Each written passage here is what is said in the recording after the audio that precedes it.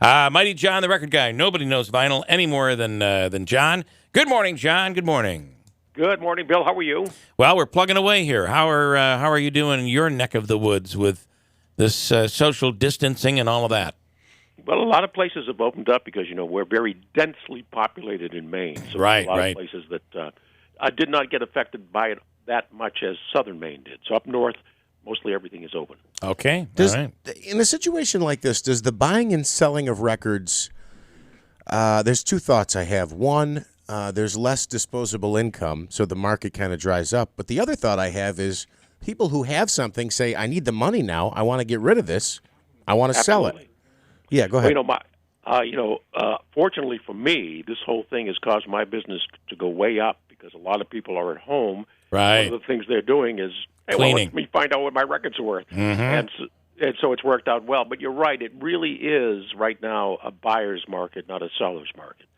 So the thing you want to ask yourself, do I need the money right now or can I hold on? Wait for it to be over with and the prices will be back up again. And being a buyer's market, the prices are, so despite the values you're going to give us right now, there might be some wheeling and dealing going on. Yeah, the values remain the same. A price on a used collectible, such as records, baseball cards, comic books, or whatever, is like a sticker on a used car. That's the value. It's up to you as a negotiator to get your best deal. Okay. All right, so we have top 10 big money records that you might have found during your little stay-at-home time here. So here we go. We'll start with number 10, countdown to big number 1. Elvis, always collectible. The album that was out when Elvis died, it was called Moody Blue. People that have this album usually have it on blue vinyl. Not worth more than $25. But if you have a copy on gold, green, red, or white vinyl of the Moody Blue album, up to $1,200. Isn't there a black version as well? There is. The black vinyl copies will sell up to around $200. Okay, but boy, if you have it red, you got a $1,200 item right there. And Pretty John, cool. And John, you mentioned all the various colors. Do they individually have? You said up to $1,200. They each have individual values there. No, each one's up to $1,200. I actually found a gold vinyl copy at a yard sale in Fort Myers about 10 years ago. Wow. What'd you pay for it? It was under $1. I remember that. Oh, yeah. Oh, See, yeah. John's not going to walk up and go, you got a $1,200 record here. Hey, you want to remember, it's a case of seller beware. You're only paying what the seller is asking. Yeah. Sure. Yeah. How much would you have paid Yeah, for you that? negotiated down to 50 cents, John. Come on, let's be honest. How much? He's laughing because it's true. My father is the best at this. If something's a quarter, would you take 10 cents for it? Yeah. Meanwhile, I walk away. I can't be a part of it. So what would you have paid for that? Well, it was in pretty good condition. I probably would have gone up to around $600. Okay. Wow. Got it for The guy whose garage sale it was is He's online too. He's online too. Okay, but listen, John, you're right. You can't, if someone's just going to give something away, you shouldn't feel guilty for it. They may even know. It's like, I know this has value. I don't want to deal with it. I'm selling this thing. So That happens too. Absolutely. You gotta. There's a reason we're going to garage sales. You're looking for that golden nugget that's sitting there that nobody else has seen. Number 2 on this list, or this would be number 9, right? Leonard Skinner, the very first 45 was called Michelle, not the Beatles' Michelle, an entirely different song. Current value up to $1,200. What label was that on? Shade Tree Records. Okay, Shade Tree Records, 1968, right? Okay, down to number 7. Motown, very I'm screwing collectible. up all The very the numbers. first 45 released by Motown was by Smokey Robinson and the Miracles, called Bad Girl, up to $1,500. Number 7.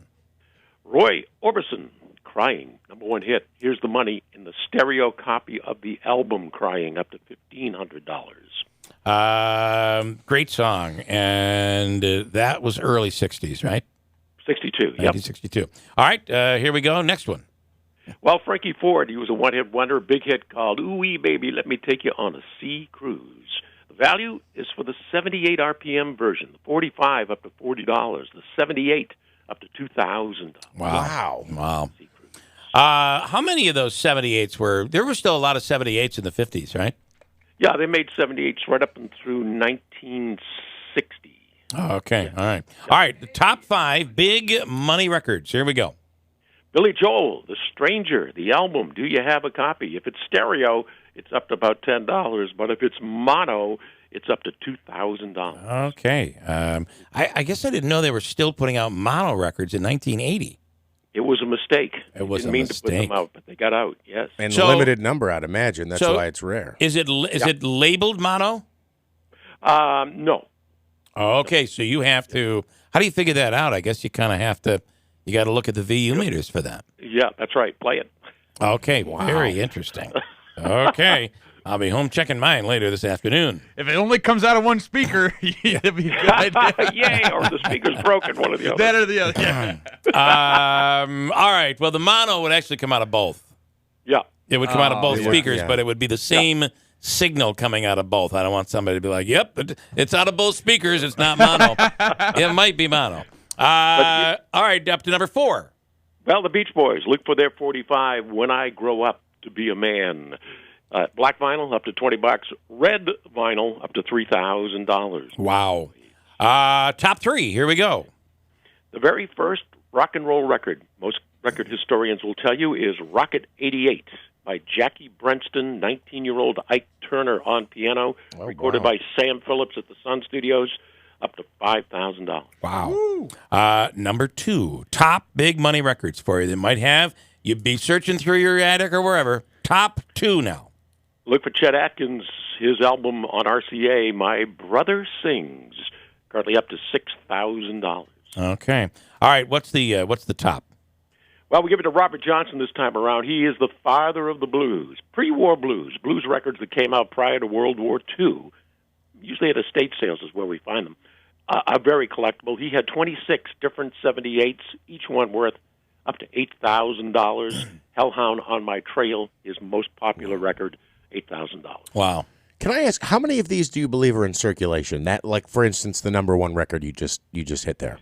Well, we don't know. I mean, obviously, if we knew prices, you can go by the value of it. It's $8,000, and there aren't that many. There aren't that many. Yeah. But so does that mean there's 50 or there's 5,000 around? Or you just have no idea? I have no idea to tell you. Interesting. And the problem is most people don't have any idea either. How many of these end up just getting thrown away and nobody even knows they have it? So Yes, targets for skeet shooting is another. that's another way to do it. Right.